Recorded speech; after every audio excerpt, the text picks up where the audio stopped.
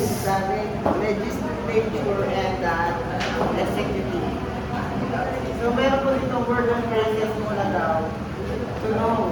So ang muna, innovation, a group of political parties that formally agree to work together to pass legislation. So dito nagkakasundo at nagkakagri na magpulaman para makapasa ng mga batas. So parang magsasama-sama sila para makuha ang suporta ng isa't isa, lalo na kung wala silang sapat na bilang para magpasa ng isang batas. So ang sunod ay head of government. So the chief executive who assembles and directs the cabinet officials or the head of government, ministries, agencies, or departments. So dito naman ay yung pinaka-leader o chief executive ng isang bansa ay nagpapagkasilwa o namumuno sa mga cabinet official o mga namumuno sa iba't ibang government ministries, agency, department. So sila yung mga organize o didirekta ng mga gawain ng gobyerno. So ang sunod naman ay head of state, so the official representative of country to other countries who may or may not be the country's head of government. So dito naman, yung official na kinatawan ng isang bansa sa ibang mga bansa, siya ang simbolo ng bansa at siya ang head of government. So ibig sabihin, pwede siya mag-represent ng international na usapan. So pero hindi siya mamumuno sa araw-araw na operation ng government. So sunod naman is parliamentary system. A political system in which the executive is directly responsible to the legislative, and the election can be held at irregular intervals. So dito naman yung political system kung saan yung chief executive kung saan ang namumuno doon ni Prime Minister ay direktang accountable or responsible sa mga magbabatas or tinatawag nga natin legislative. So ibig sabihin, kailangan nilang makuha ang suporta ng mambabatas para mapanatili sa pwesto. So ang election ay naman ay pwedeng maganap hindi regular na interval depende sa sitwasyon ng bansa.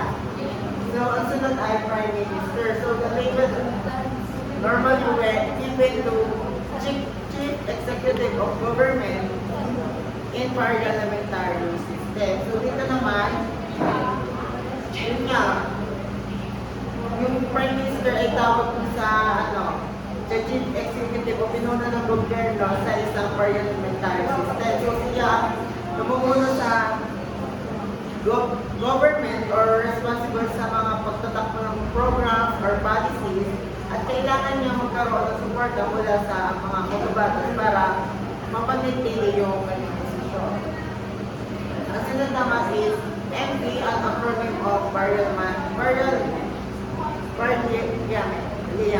So dito naman, siya ang member ng legislative body o parlamento na responsible sa paggawa at pagpasa ng mga batas, pati na rin ang pag-represent ng mga tao sa kanilang mga nasasakupan. So, dito naman, portfolio, a position in the government associated with the particular ministry. So dito naman, halimbawa nito ang isang minister ay portfolio ay Ministry of Education, kung saan nangungulugan na namumuno siya sa at responsible sa usapin tungkol sa education. So sunod naman, minister without portfolio. So an individual considered to be a member of the government without heading a ministry. So dito naman, bagamat wala siyang particular na ministry, maaari siyang may mga special na responsibilidad o papel na siyang ginagampanan sa government. So, sunod, the minimum necessary within coalition. A coalition involving only the parties required to gain control of the majority of the seats in the parliament. So, dito naman, denomination o pagsasama ng mga partido, at tanging mga partido lang ang kasali kailangan para makuha ang kontrol ng mayorya ng mga upuan sa partido. So, ibig sabihin, ito yung pinakamaliit na bilang ng partido na kailangan para manalo at magkaroon ng majority. Ang sunod naman ay party discipline. So, the extent to which members of the legislature follow direction of party's leader. So, dito naman, sukat kung gaano kasunod ang mga miyembro ng isang partido sa mga direksyon o utos ng kanilang party leader. So, mas mataas ang party discipline, mas malaki ang posibilidad na susundin ng mga miyembro ang desisyon at mga policies ng partido. Muli naman is the Grand Coalition. So, a coalition involving two or more large parties that give coalition control over a large majority of seats. So, dito naman, binubuo ng dalawang higit ang malalaking partido na nagbibigay sa kanila ng control sa isang malaking bahagi ng mga upuan sa parlamento. So, karaniwan ito ay isang malakas na pagsasama ng mga partido para makuha ang majority ng suporta at makapagtulungan sa paggawa ng mga batas. So, ang sunod na mga words is the minority movement. So, pag sinabi naman natin minority movement, a situation in which the Prime Minister comes from a party that does not control a majority of seats in Parliament and no official coalition agreement exists. Pag sinabi namang vote of confidence, a vote called whereby giving city government in a parliamentary system, if this vote fails, the government forced to resign and new election may be held. So sunod naman is vote of confidence. So a vote sponsored by the opposition which results in the formation of a new government or the holding of new parliamentary election if it is passed. So ito naman, pareho lang ito ng isang boto na ipinapanungkala ng mga posisyon at kung saan ang mga hulog ng hindi na nagtitiwala ang mga babatas sa kalusukuyang gobyerno. Kaya maaaring mag-resulta ito ng pagbibig ng gobyerno o bagong eleksyon. Ang sunod naman ay vote of censure. So another name of vote of confidence. And the last one is the shadow government. A group of MPs would replace the current government if the opposition parties or parties were to win the next election. So dito naman, sinasabi lang na karaniwan ng shadow government ay binubuo ng mga tao na tutok sa posisyon sa government na nais nilang pamunuan kaya naging nagda sila sa isang posibleng pagkalapit na administration.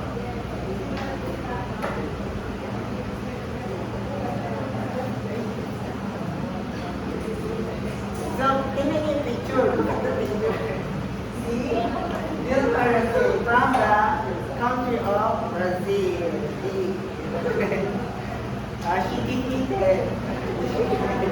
Kasi the former governor, so, ano lang dyan, si Dilma Rousseff ay isang, babaeng presidente ng Brazil. So, nanalo siya noong 2010 laban kay Jose Serra.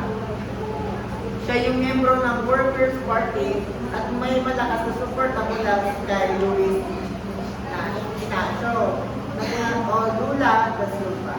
Tinawag siyang Iron Lady dahil sa matatag na pamumuno at nagsilbing chief staff ni Luna. So anak siya ng isang Bulgarian immigrant at naging aktibo laban sa military dictatorship sa Brazil. So noong 1970, inaresto siya at pinorture ng 3 linggo. Ang buhay ng Dilma ay puno ng tapang at pagsasumikap sa mga pagsubok. So isa siyang model. Sino? Pakibasa po, Yasmin. Political political system, democratic and non-democratic alike, contain legislature institution, the part of the government official in charge of legislative making law.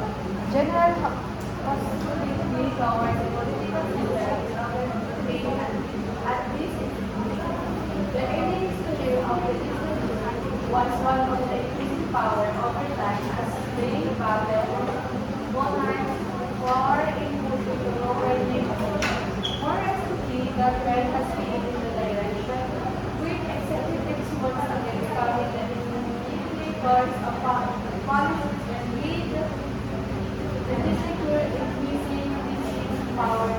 Yet, in many democracies, the legislature remains the heart and soul of lawmaking and maintains significant control over the policy-making process. As a result, scholars and citizens alike often consider the legislature as democratic of the government of the law.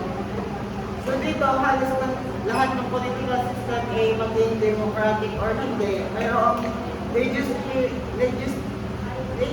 or institution may responsibility sa paggawa ng mga batas. So karaniwan ang mga tao ay nagiging critical o galit sa institution kapag hindi nila gusto ang sistema ng gobyerno. So sa history, ang mga legislature ay unti-unti na mas naging makapangyarihan dahil nakikipaglaban sila sa mga monarkiya or sa mga tinatawag natin hari or reyna, king or queen. So, para makapag-desisyon sa pamamahala ng bansa. So, kamakailan lang, ang mga executive or tinatawag natin president or mga prime minister ay naging pangunahing nag-uumpisa ng mga policies at mga legislature ay unti-unti binibigyan sila ng higit na kapangyarihan. Pero sa maraming democratic countries ay ang legislature ay nananatiling pinaka-importanteng bahagi sa paggawa ng batas at may malaking kontrol sa proseso ng paggawa ng policy. So kaya madalas din tinuturing ng mga expert at mga mamamayan ng legislature ang pinaka-demokratikong sangay na gobyerno.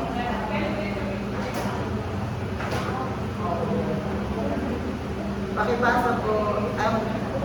So government also must execute, implement the laws that are adopted to general approaches to the challenges of creating and implementing government policy and presidential legislation. So yung una,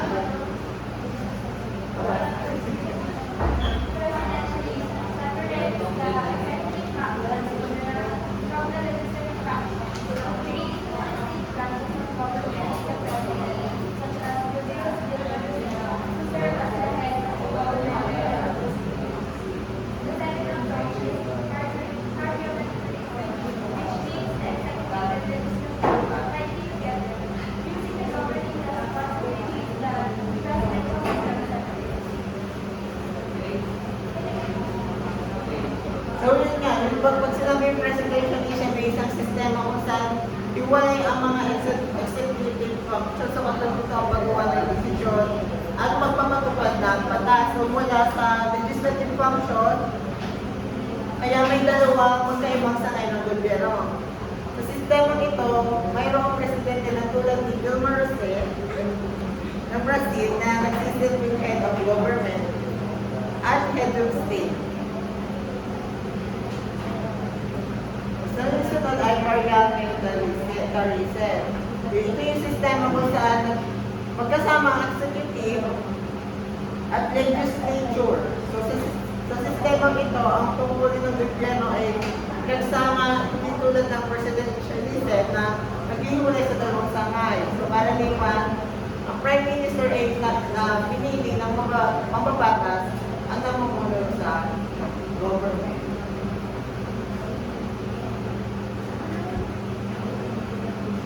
So yung next po ay parliamentary, presidential, and semi-presidential system.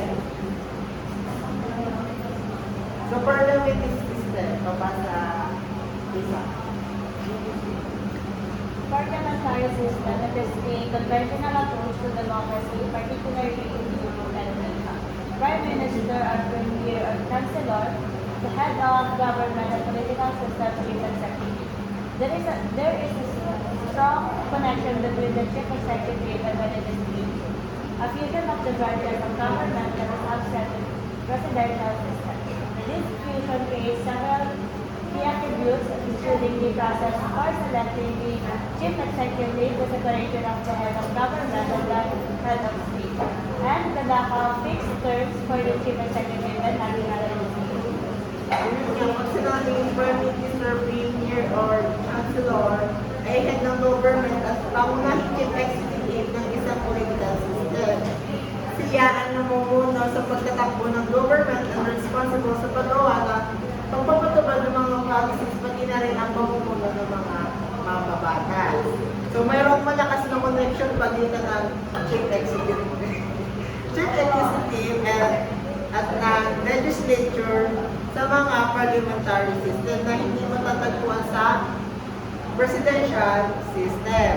So, ang pagsasama ng mga sanay ng gobyerno ay nagdudulot ng ilang mahalagang atake na tulad ng prosesong pagpili ng chief executive, ang pagkakaseparate ng head of government at the state, at kakulangan ng fixed term para sa chief executive at national legislature. So, ibig sabihin, hindi tulad ng presidential system na may fixed term, ang president sa parliamentary system naman ay maaaring magbago ang leader depende sa mga kabatas. Next po, pakibasa sa state.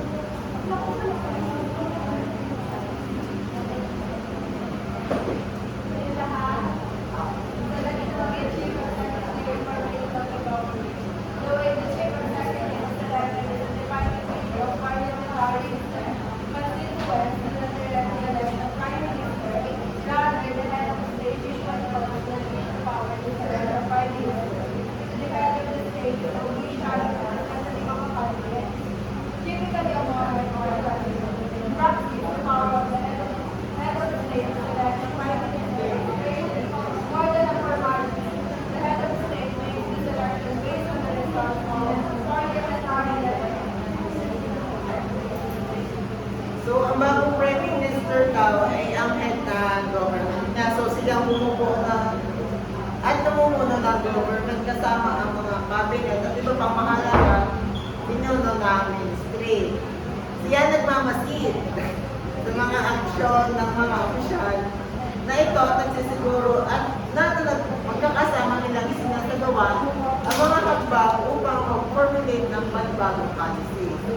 So, sa parliamentary system naman, tulad ng UK at Germany, ang chief executive or the prime minister is siyang kasalukuyang miyembro ng parliament or isang MP na o tinatawag na member of parliament.